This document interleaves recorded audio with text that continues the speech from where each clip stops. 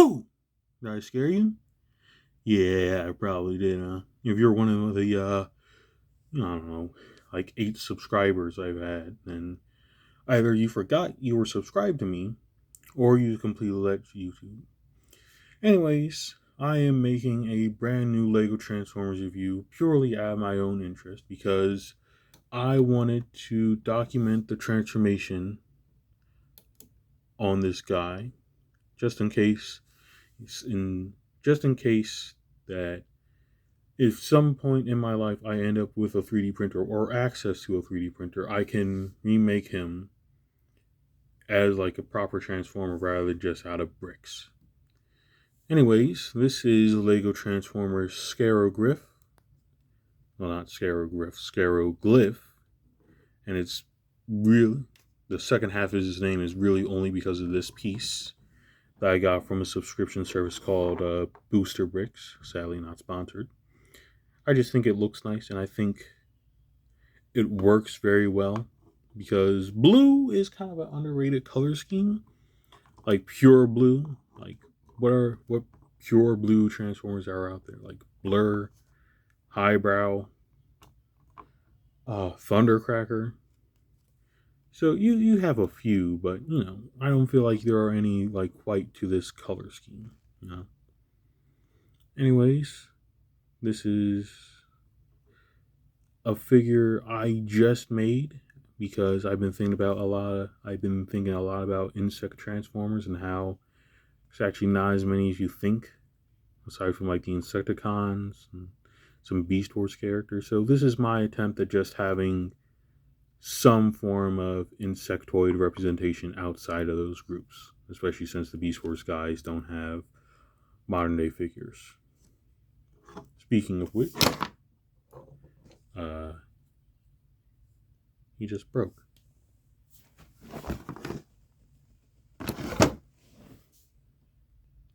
With all who will like to not face my horrible wrath, pretending that that did not happen.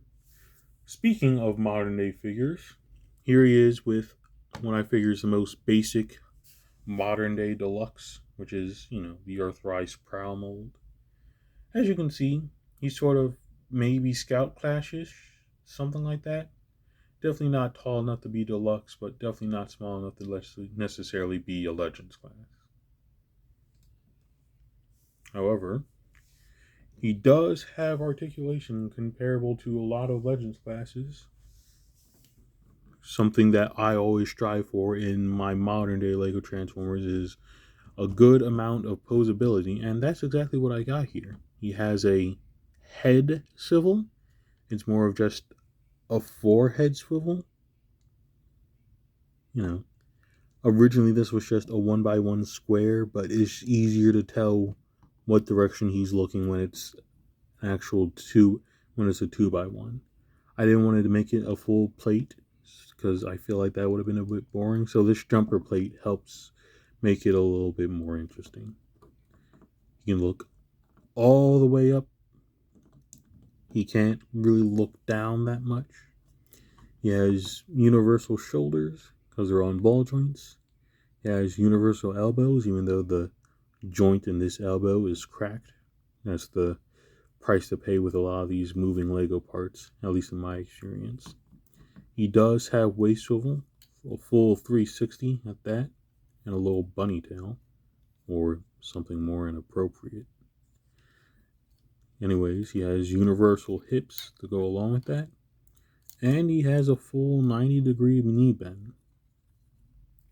Overall, I'm very happy with how posable this guy is, even though I am cheating a bit with the Nexonite mech core. Let's get him stand. He has huge feet there. Even though I am cheating a bit with the Nexonite mech core piece. And so you can get him into some reasonable poses. And he's about as posable. And you can even kneel. To be honest, that's better than some modern day figures. Like, a lot more. Quite a few modern day figures actually can't kneel, so good job me.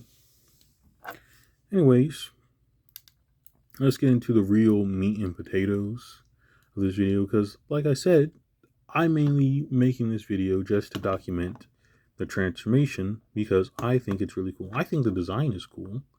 I like the chest. I like the gray pants and gray gloves. I like the extra bit of red, and I especially like how the back kibble works out.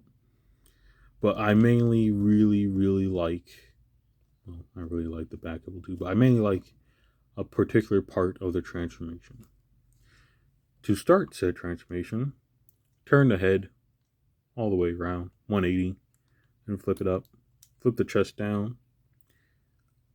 From there, you can really do whatever you want. I played with this guy for a bit.